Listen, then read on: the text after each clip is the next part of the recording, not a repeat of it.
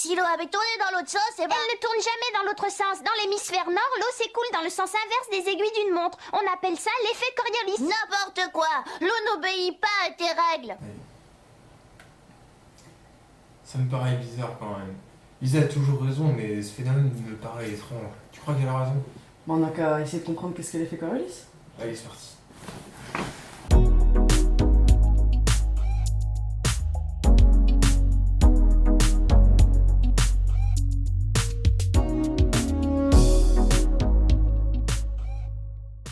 Gaspard Gustave de Coriolis est un mathématicien français du XIXe siècle. Coriolis a montré que pour tout corps en mouvement sur un solide en rotation, il faut tenir compte d'une accélération qui donne une trajectoire courbe à un corps qui autrement aurait un mouvement rectiligne. Il a ainsi donné son nom à la force de Coriolis. L'effet Coriolis trouve son origine dans la rondité et la rotation de la Terre. En effet, deux personnes à des latitudes différentes ne se déplacent pas à la même vitesse. Si quelqu'un situé au pôle Nord souhaite tirer un missile sur un pays situé au niveau de l'équateur, par exemple l'Indonésie, et qu'il tire le missile en ligne droite, comme la Terre tourne, celui-ci n'arrivera pas du tout au niveau de l'Indonésie. Il faut donc prendre en compte ce que l'on appelle l'effet Coriolis pour que le missile arrive à sa destination. Cet effet est donc dû à la différence de latitude entre les deux points. Louise. Oui. Peux-tu nous expliquer l'accélération de Coriolis? Eh bien, c'est très simple, Victor. Pour expliquer la force de Coriolis, prenons un puits très profond situé à l'équateur. Nous allons, pour ceci, mettre une pierre dans ce puits sans vitesse initiale. La pierre est donc dans un référentiel galiléen. Ainsi, la rotation de la Terre aura une influence sur la pierre, dont nous allons noter la vitesse oméga. La pierre a un moment cinétique et un moment d'inertie qui sont reliés par cette formule. Ainsi, lorsque la pierre va tomber dans le puits, elle se rapprochera donc du centre de la Terre. Ainsi, la distance pierre-centre de la Terre, que nous allons noter R, diminuera.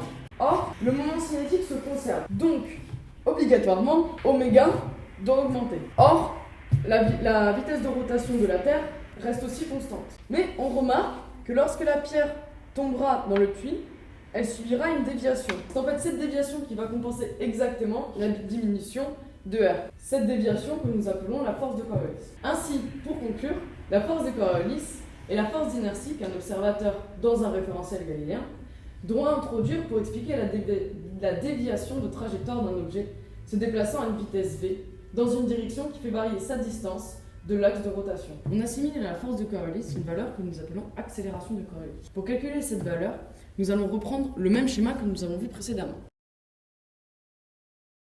Il est alors intéressant de se demander à quoi correspond dvc sur dt.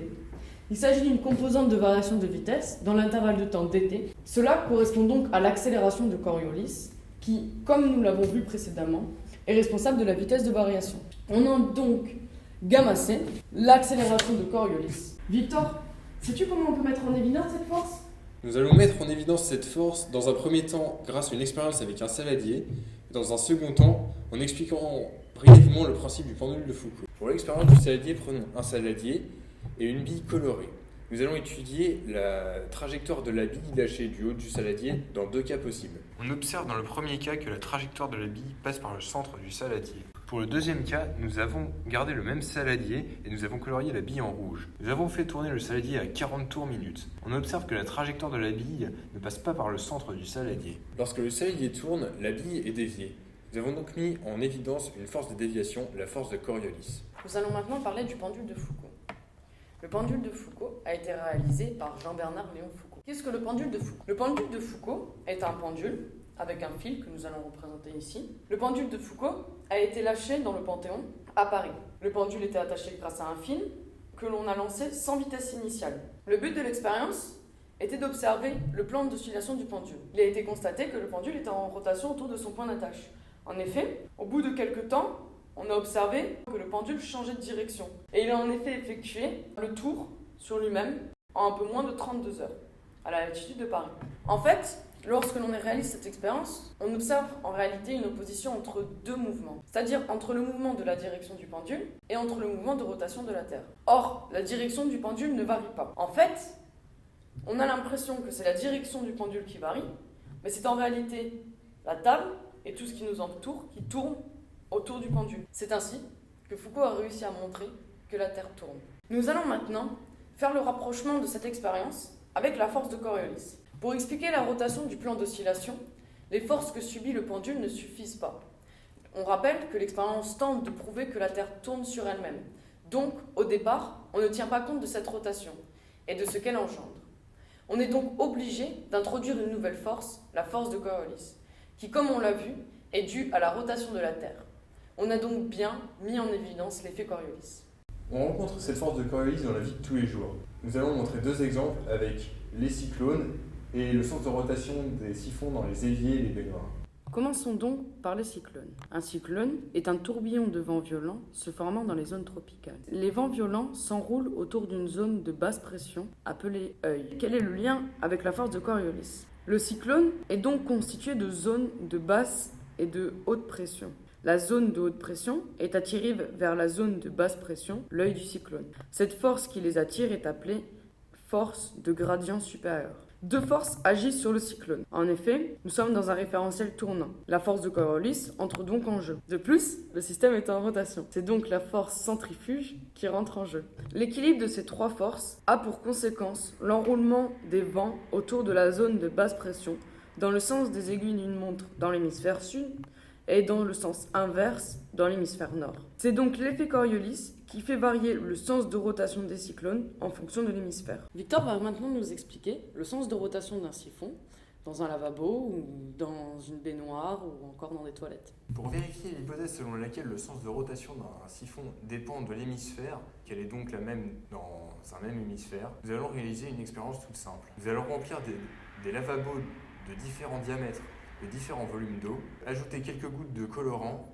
et pour mettre en évidence le sens de rotation du siphon. Si l'hypothèse de départ est vraie, la variation de ces paramètres ne changera pas le sens de rotation du siphon puisqu'elle dépend uniquement de la force de Coriolis. Nous avons réalisé cette expérience et observons des sens de rotation différents, et ce parfois même dans le même évier, ce qui indique que le sens de rotation du siphon ne dépend pas que de l'effet Coriolis. Afin de réaliser cette expérience de manière plus rigoureuse, nous allons l'effectuer avec une bassine dont nous avons percé le fond et bouché.